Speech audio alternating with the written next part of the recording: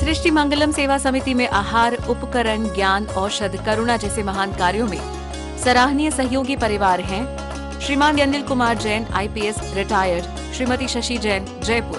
अध्यक्ष श्री आदि सृष्टि मंगलम श्री महावीर जी द्वारा आहार व्यवस्था में वार्षिक सदस्यता प्राप्त की। श्री मदन लाल सुलोचना पाटनी, श्री सन्मत पाटनी, श्रीमती अंकुर पाटनी, समस्त परिवार जयपुर। मंत्री श्री आदि सृष्टि मंगलम श्री महावीर जी द्वारा आहार व्यवस्था में वार्षिक सदस्यता प्राप्त की। श्री अनिल कुमार जैन, श्रीमती चंद्रकांता जैन, डॉक्टर ऋषभ, श्रीमती गरिमा, श्री रजत, श्रीमती साक्षी आदि लुहाड़िया परिवार।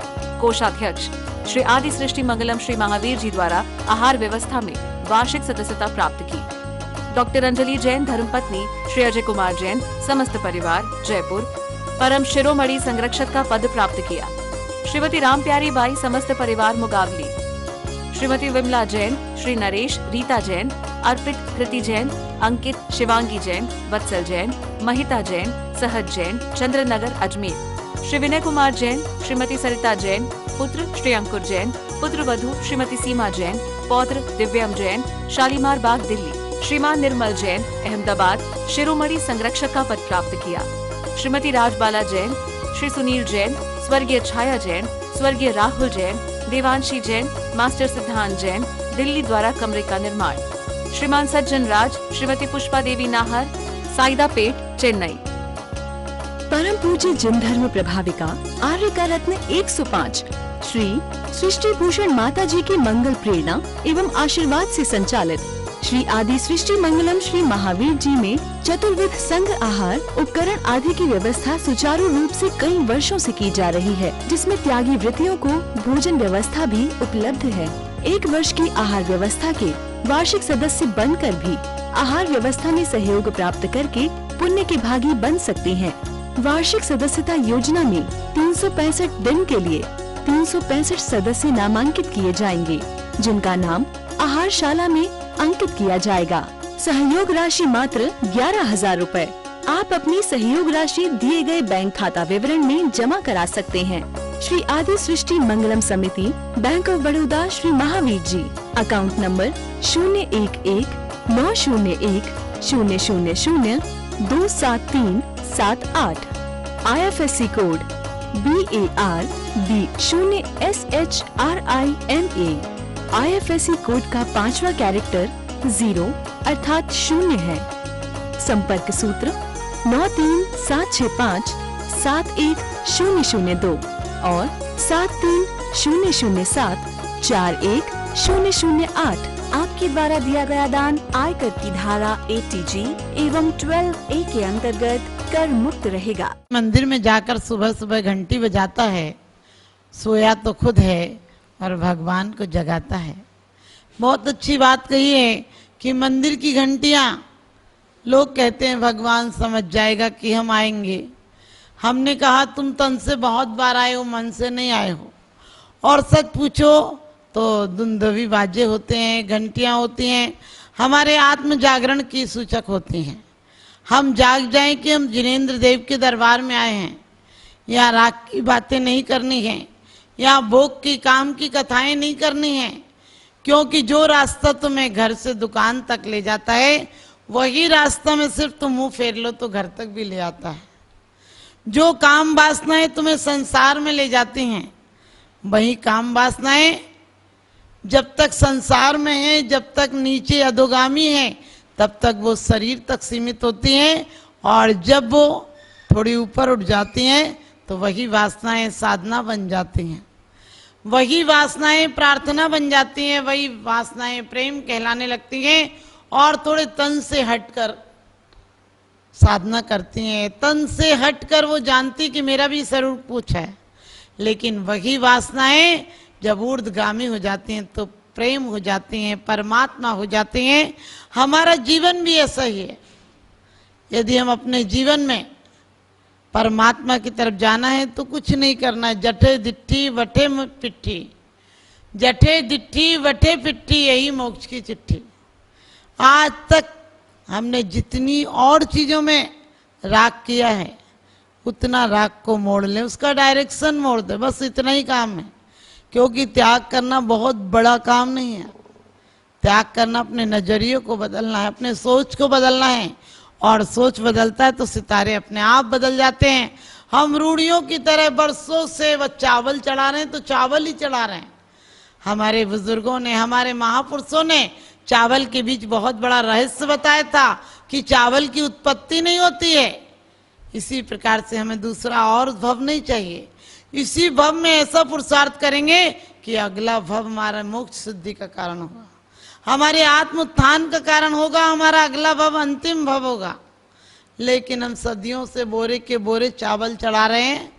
शास्त्र पढ़े मालाएं फेरी निज दिन रहा पुजारी, शास्त्र पढ़े मालाएं फेरी निज दिन रहा पुजारी, किंतु रहा जैसा का तैसा मन न हुआ विकारी। 60 वर्ष की उम्र हो गई, 60 वर्ष की उम्र हो गई, किंतु ज्ञान न जागा। और सच तो ये कह देना होगा, अब तक रहा अभागा, अब तक रहा अभागा। लोग शब्दों को ज्ञान कर लेते हैं, शब्दों का ज्ञान कर लेते, सोचते हम पंडित हो गए। हमने कहा पंडित भटक सकता है, ज्ञानी भटक सकता है, प्रेमी पार हो जाता है। क्योंकि जिसको भी प्रेम लग जाता है, लगन लग जाती है परमात्मा से, वो स्वयं परमात्मा हो जाता है। उसके बीच में और परमात्मा के बीच में कोई व्यवधान नहीं आता है। हमारे जीवन में व्यवधान ही व्यवधान है। जब देखो तो लोग कहते हैं हमें 1000 काम है, हम कैसे आए मंदिर। मैंने कहा बस एक अवरोध है, एक ही जगह तुम्हें कोई रोड़ा डाल सकता है, एक ही जगह रोक सकता है कोई मंदिर के लिए। एक ही जगह तुम रुकते हो किसी भी व्यवधान से, अपने आत्म उत्थान के लिए। माला छोड़ दोगे, सामायिक छोड़ दोगे, पूजा छोड़ दोगे। पूजा सच पूछो तुम्हारा पूरा जीवन पूजा हो जाना चाहिए। एक दिन कोई धर्म चादर नहीं कि मंदिर में आओ तोड़ लो और घर जाओ तो छोड़ दो। माना हमने मंदिर पक्के बना लिए, लेकिन दिल पक्के कब बनाओगे। तुम भगवान को खोजने जाते हो कि कौन सा भगवान सच्चा है, कौन से भगवान में चमत्कार है, लेकिन अपने दिल को काश टटोल लेते कि मेरा दिल सच्चा है या नहीं है, मेरे दिल में नमस्कार का भाव है या नहीं, मैं दिल से झुका कि नहीं झुका, मेरे अंदर उनके प्रति आदर के भाव आए या नहीं आए। ये नहीं देखते हम, परमात्मा को देखते हैं। हर परमात्मा सच्चा है। क्योंकि परमात्मा कब खराब होता है, जब हमारी श्रद्धाएं खराब होती हैं तो हमें भगवान में पत्थर नजर आता है, और जब श्रद्धा होती है तो पत्थर में भगवान नजर आता है। क्योंकि कहते हैं तुम अपनी आंख से देखो रंगीनियां जमाने की, तुम अपनी आंख से देखो रंगीनियां जमाने की। हमें तो बंद आंखों से नजर महावीर आते हैं, हमें तो बंद आंखों से नजर महावीर आते हैं। भक्त को कोई जरूरत नहीं कि वो भगवान सामने हो, उसके तो भगवान अंदर में विराजमान है। उसके अंदर तो तड़फ है, प्यास है, भूख है। वो खाना चाहता है तो परमात्मा का नाम लेकर खाना स्वीकार करता है। खाना से निपटता भी है तो कायस्वर करता है कि परमात्मा जो भोजन लिया है वो भजन में परिवर्तित हो जाए, वो आत्म उत्थान में कारण हो जाए। और इसीलिए दौलत राम जी कहते हैं कि ले तप बढ़ावन गे तू नहीं तन पोसते तज रसन को, कि अपने आत्मा के उत्थान के लिए निर्दोष आहार करते हैं, तन के पोषण के लिए नहीं। तुम जीते हो खाने के लिए और वो जीते हैं परमात्मा पद पाने के लिए। वो खाते भी हैं तो परमात्मा पद पाने के लिए खाते हैं। हम सब रूढ़ियों से करते आ रहे हैं कि ऐसा करना ऐसा करना, हमें तोतों की तरह रटा दिया गया। हमें जैनी अफसोस है कि हमें जैनी जन्म से बना दिया गया कि ऐसा करना, इतने चावल चढ़ाना, ऐसे गंदोदक लगाना, ये करना वो करना। हम अपने जीवन को गंदोदक बनाने से वंचित रह जाते हैं। हम जो भी जिस मजहब का है, जिस समाज से ताल्लुकात रखता है, वो वैसे ही हो जाता है, उसी को धर्म मानने लगता है। कृष्ण का भक्त कहता है मुकुट नहीं होगा तो मैं नमस्कार नहीं करूंगा, मोर नहीं लगा होगा, मोर का पंख लगा होना चाहिए, बांसुरी होना चाहिए। मैंने कि परमात्मा ना हुआ बांसुरी हो गया क्या? अरे परमात्मा की बांसुरी भी शिक्षा देती है कि प्रेम से बांस भी यदि ओंठों पर लग जाता तो बांसुरी बन जाता है। अपने अंदर के विकारों को जिस समय उद्घाटित कर देता है, कुछ छुपाता नहीं है, अपना जो लेता है वो बांट देता है, तो वो कृष्ण के ओंठों पर लग जाता है, बांसुरी बन जाता है। और ढोलक जब छुपाती है, अपना कुछ सब ढांक कर रखती है, तो दिन रात पिटती है, और जिस दिन पिटना बंद कर देती है समझना फट जाती है, उसकी मौत हो जाती है, दोबारा उस पर कवर चढ़ता है, फिर आवाज करती है। इसलिए जीवन में दुराव छिपाओ मत रखना, अपने जीवन को बिल्कुल निष्कंटक और कहते निर्विरोध रखना। अपने जीवन को इस तरह से मत करना कि वो बुजुर्ग करते आए हम भी वही करेंगे। लोग कहते हैं हमारे यहाँ तो चली आ रही परंपरा। हमने कि तुम्हारी इतनी गलत परंपराएं भी चली आ रही, तुम्हारे बाप दादों ने धन जोड़ा था और यहीं छोड़कर चले गए, कुछ लेकर नहीं गए, और तुम भी नहीं ले जाओगे, फिर क्यों जोड़ रहे हो? ऐसी गलतियों पे गलती कब तक दोहराते रहोगे? हमें कोशिश करना है उन नासमझ बच्चों की तरह नहीं। एक बाप के घर में गरीबी थी, छोटा सा झोंपड़ा था, बेचारा दिन भर कमा लेता था, शाम को खा लेता था। अचानक उसने अपनी दांत कुदेरने के लिए, दांत से कोई अनाज निकालने के लिए छोटी सी सीख रख रखी थी, और वो सीख को पहले के आदमी रोज तो लाते नहीं थे, कहाँ से लाएंगे, तो एक ही सीख को दांत से निकालकर कुछ अनाज फंस जाता तो उससे एक आले में रख देता था। धीरे धीरे बच्चे बड़े हुए, उन्होंने देखा पापा कुछ रखते हैं, पापा वहाँ कुछ रखते हैं, और सब मर जाते हैं। वो व्यक्ति भी एक दिन मर गया। उनके बच्चों को ख्याल आया मेरे पिताजी कुछ रखते थे, हम भी रखेंगे, और उनके पास मुकद्दर पलटा और उनको पैसा हो गया। उनके यहाँ बहुत बड़ा मकान बनाया उन्होंने। फिर उन्हें ध्यान आया कि पिताजी तो इतनी सी रखते थे, कोई देवी देवता का कोई पहचान होगी, अपन तो थोड़ा बड़ा रखो तो ज़्यादा देवता खुश हो जाएगा। उनने लेकर एक बड़ी छड़ी रखी, और उनके बेटों ने कहा पिताजी इतनी छड़ी क्या, मकान बड़ा हो गया तो बड़ा रखो। उनने एक डंडा रखा, और उसके बाद जब उनके बच्चे आए तो उन्होंने एक बांस रखा, और उनके बच्चे आए तो उन्होंने तो पूरा एक खंबा ही खड़ा कर दिया। अब कोई पूछे कि बांस डंडा को खंबा का क्या मतलब दांत से, उससे क्या कुछ निकलेगा? नहीं निकलेगा। हमारी हालत भी ऐसी हो गई, हमने परमात्माओं के मंदिर पे मंदिर बना लिए, लेकिन अपने आप को नहीं सोचा किस लिए, वो दांत से कुछ निकालने को था। हमारे भक्ति आराधना भी क्या है? हमारी विपरीत परिणति को निकालने के लिए है, लेकिन हम वो नहीं निकालते हैं, बाहर से बहुत बहुत कहते हैं बदलाव कर लेते हैं। आज मकान बहुत बड़े बने हैं, आज कॉलेजों और स्कूलों की भरमार है, 3-3 शिफ्ट चलती हैं, आज लाखों करोड़ों बच्चे हैं पढ़ने वाले, लेकिन आज की शिक्षा हमें सिर्फ पुराना थोप रही है, आज की शिक्षा में नया नहीं बना रही है। तो क्योंकि गुरु नया देता है, शिक्षक सिर्फ शब्द ज्ञान देता है। शिक्षक भर देता है और गुरु खाली कर देता है। हमारा गुरु भी हमारी आत्मा रहे और हमें खाली कर दे। हमने जो आज तक जन्म जन्म से जन्मांतर से जोड़ रखा है उसे छोड़ो, क्योंकि बाहर से भले ही तुम्हारी पूजा हो जाए, अंदर की पूजा तो जब ही स्वीकार होगी जब तुम अंदर से भी निष्कपट निरंकारी हो जाओगे। और निरंकारी निष्कपट होकर तो देखो, तुम्हें दुनिया कदमों में झुकेगी। भले तुमसे बाहर से दौलत नहीं होगी, लेकिन तुम्हारा सम्मान रहेगा।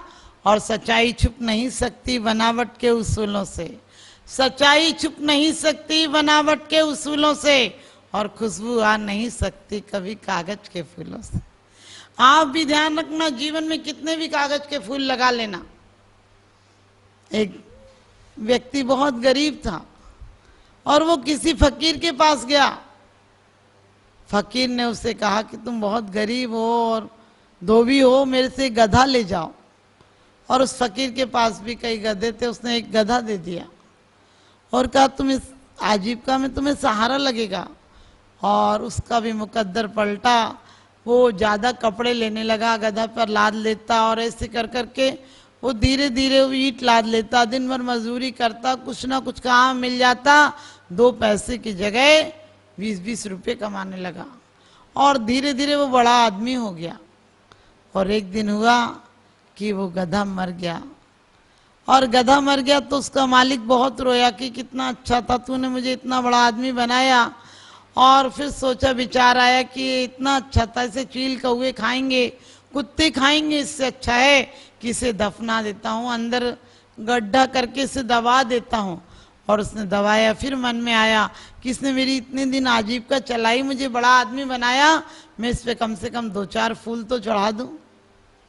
फिर आया मन में आया कि इतने पैसे दिए, कम से कम 1 सिक्का इस पर चढ़ा देता हूँ, जीवन भर कमा कर दे गया, 1 रुपया इसको दे देता हूँ।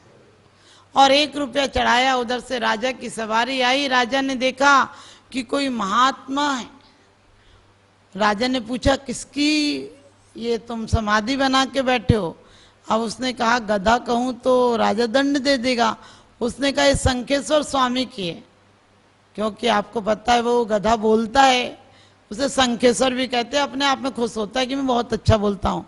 तो उसने ऐसे ही कह दिया डर के मारे राजा की, ये शंखेश्वर स्वामी की समाधि है। अब राजा ने सोचा शंखेश्वर तो कोई साधु होगा। और राजा उतरा अपने लाजमे के साथ और उसने खूब फूल पत्तियां और सैकड़ों रुपए चढ़ाए। अब राजा ने जब चढ़ाए तो पूरी पब्लिक ने चढ़ाए। अब उस दिन से तो उसकी इतनी समाधि की प्रसिद्धि हो गई कि दूर दूर से लोग आने लगे कि राजा पूजा कर रहा है। और राजा ने पूजा की और इतना बड़ा चढ़ावा चढ़ाया। अब तो क्या था, दूसरे दिन से तो नगर नगर से बसें गाड़ियां आने लगी और चढ़ावे पे चढ़ावा चढ़ने लगा। और मालिक बड़ा खुश हुआ कि वाह कितना अच्छा गधा था, जब जिया तब भी पैसे दे गया और मर के तो पैसे की बरसात कर दी। उधर से बहुत दिनों बाद वही फकीर आया जिसने गधा दिया था। कहने लगा, तू यहाँ क्या कर रहा है बैठे बैठे, ये किसकी समाधि है? उसने कहा, अब आपसे क्या छुपाना, आपने जो गधा दिया था उसी की समाधि है। बोले, अरे मैंने तो बहुत सुना था शंखेश्वर की समाधि, मैं इसलिए आया हूँ यहाँ। तो उसने कहा, नहीं, अब आपसे क्या छुपाना, उसी की समाधि है। वो बोला, घबरा मत, इसकी माँ की समाधि मैंने भी बना रखी है। आप समझ गए, आजकल ऐसे गुरु हो गए, उनने भी गधा की माँ की समाधि बना रखी, इसने गधे की समाधि बना रखी।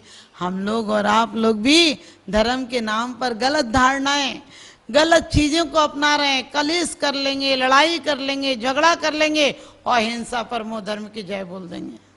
हम वही सब करते हैं जो भगवान ने मना किया।